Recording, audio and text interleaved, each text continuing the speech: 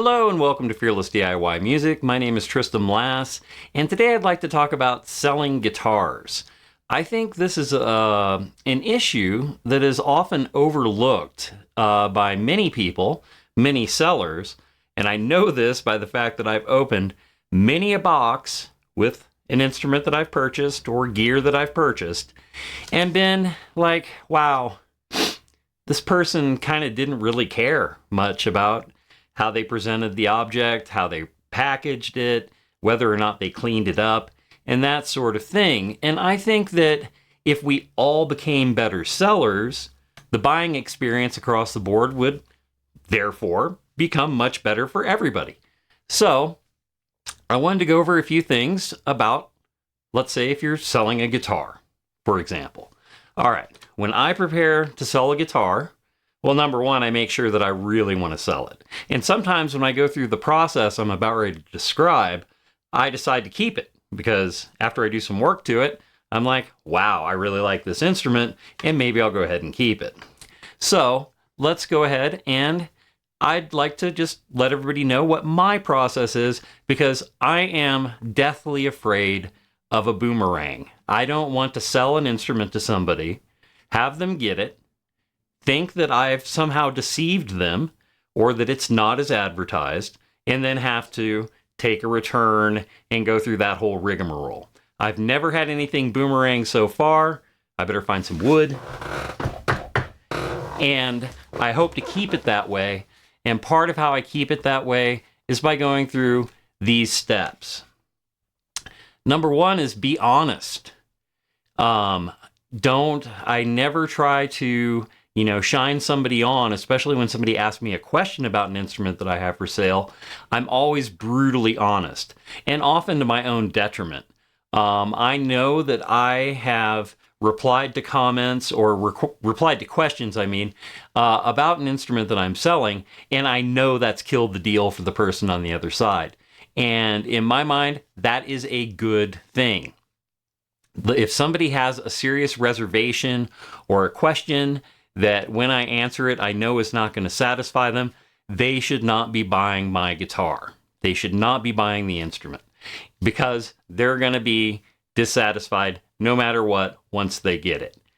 That is just a basic rule of salesmanship. I worked in retail for many years selling high-end instruments, very expensive acoustic guitars, the highest of the high. And I know for a fact that a picky buyer, you don't want to have anything that gives them an ounce of hesitation. So always be honest. Never, ever try to go, oh, no, there's no buzzing above the 12th fret, and there is buzzing above the 12th fret, or just one fret buzzes. The buyer who asks that question is going to find that buzz, and they're going to be upset about it. So never lie to a customer. That is my approach. And I think that if you are always honest about what you're selling and put all the warts out there, you'll always end up with a much better result. Okay? Part of the honesty and not lying and all that good stuff, take a lot of good quality pictures. We've all been through this. You find an instrument or a piece of gear and you're like, wow, maybe it's rare, maybe it's hard to come by, or maybe it's something very, very specific. And then you look at the pictures and you're like, oh, they're horrible. I, for a while, was toying around with the idea of getting, a Tokai Silver Star Strat. They're almost all in Japan. And all the photographs are horrific of all these instruments. And some of them, almost half of them looked like they were doctored, especially the headstock pics, as if the logo had been either photoshopped or, messed with somehow. And so make sure that the pictures are accurate, make sure the pictures are done in good light, and that they're not blurry. Please, do us all a favor. No blurry pics. All right. The second thing, or the third thing, I guess, I don't know, let's not number the list. Then it's just I'll make a mistake, somebody will call me out. We don't need that. Let's not waste our time. The next thing that I do is I make sure the guitar is set up. I go through it. I make sure that it is an instrument that is completely playable. I want to have it set up as if I were going to be, playing it. I want the action to be low. I want the frets to be polished. I want it intonated, new strings. Take the guitar and clean it. Please clean the instrument. It is not hard. I really hate how many people are just like, well, it's got a lot of, grime on it, but that'll clean right up. You clean it up. You clean it up and add $50 to the sales price. It's totally worth it for us buyers to get an instrument that's clean. I've had stuff that smells like it had 10,000 packs of cigarettes smoked on it, like recently, and just covered in somebody else's grime. When you're selling a guitar, clean the guitar. Clean it thoroughly. As if clean it as if you just bought it and you have to go through all that rigmarole. Why don't we all save each other the trouble and clean up our own mess before we sell the instrument? All right. Price. Be realistic about your price. But my advice in selling a guitar, I always price my instruments at the top of the reasonable range. I don't go nuts and think, oh, I'm going to make an extra $500 off this thing that it's not worth. I never do that, but I will price it at the top of the range, depending upon its condition. If it's in fair, good, or excellent condition, I'll go to the top of whatever range it currently sits at. Because you can't raise the price once you post it or place your ad or however it is that you're selling the instrument. But you can always come down. I'm always open to negotiation. And that's another thing to have in your head. Go ahead and keep that price high to start with. That way, you can entice people when you drop it 5, 10, 15%. Or if somebody makes an offer and you're like, okay, well, I already assumed that I was going to be knocking that much off anyway. And then you can, just have that kind of wiggle room in your own mind. Like if I want to sell, like I sold my Martin recently, I had it listed, at around $2,000, and I ended up not having to negotiate. It was purchased for that price. It was purchased for the price that I posted, which was high, but it was in excellent condition. But I was ready to settle for 17. So just always have that in your mind. All right. Another thing that drives me nuts, and if we all do it ourselves the right way, then hopefully everybody gets their guitar in one piece. Box it properly. Go to your local guitar center or local guitar store or on Reverb or some other website. Buy a guitar box. Get a proper box for it.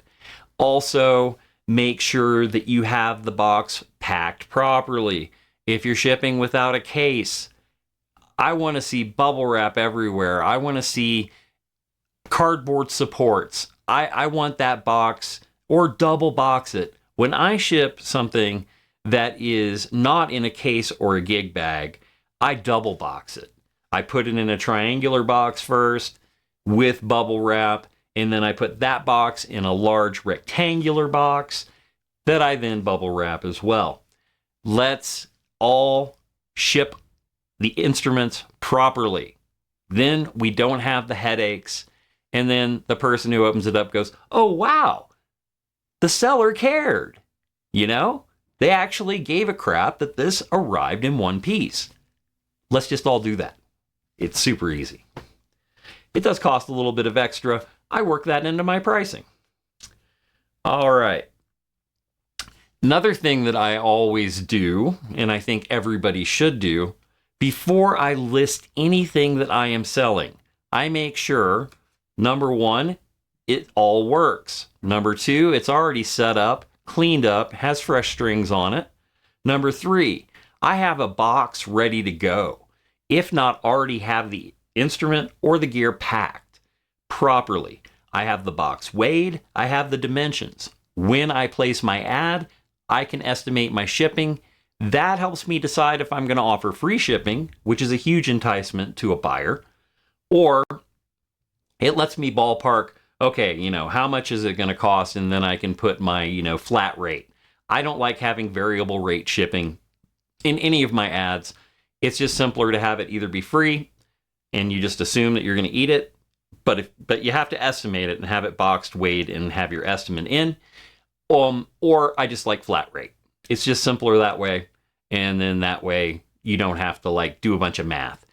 Also, the key to having all that stuff ready is, let's say, and this has happened to me, I post something and like literally an hour later somebody buys it. I have that box ready to go. I print my shipping label, off to UPS. It's out the same day. And that's another one of my pet peeves as a buyer, is when the seller drags their feet getting it shipped. I want to see that shipping label at least printed out by the end of the day. So if we all ship quickly, we all get our stuff more quickly. Once again, buying, selling, it's a two-way street. If we all follow some basic etiquette, then all of our experiences as a buyer will become better. And let's see.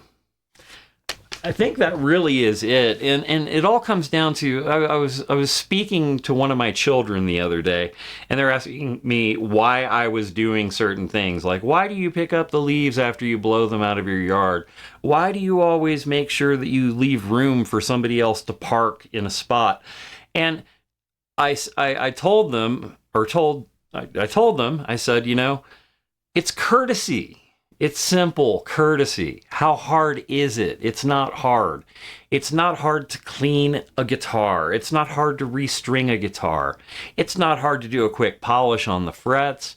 It's not hard to go through it and make sure that it's totally playable. The same with gear. Playtest everything. Always playtest everything before you ship it. And before you even place the ad, because if something's broken, you should really fix it. You're going to get a better, much better price. Like, I see guitars all the time listed, and it's like, oh, pickup doesn't work, but it's a simple fix. Output jack doesn't work, but it's a simple fix. And then this, and this, and a whole list of things, and they still want $500 for it, or however much.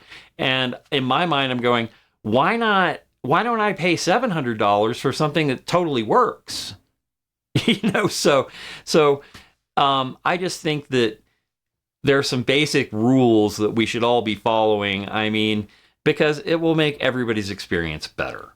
So if you're selling a guitar, think about what I'm saying here, or selling any piece of your equipment, please go through, clean it up, box it properly, get it out in a timely fashion, and it'll just make everybody's life easier. All right, well, thank you so much for watching this video. If you've made it this far, please hit subscribe. A like, a share, and a comment. Always appreciated, especially the comments. Let's keep them coming. Keep the channel growing, and I'll see you next time with more content. You take care.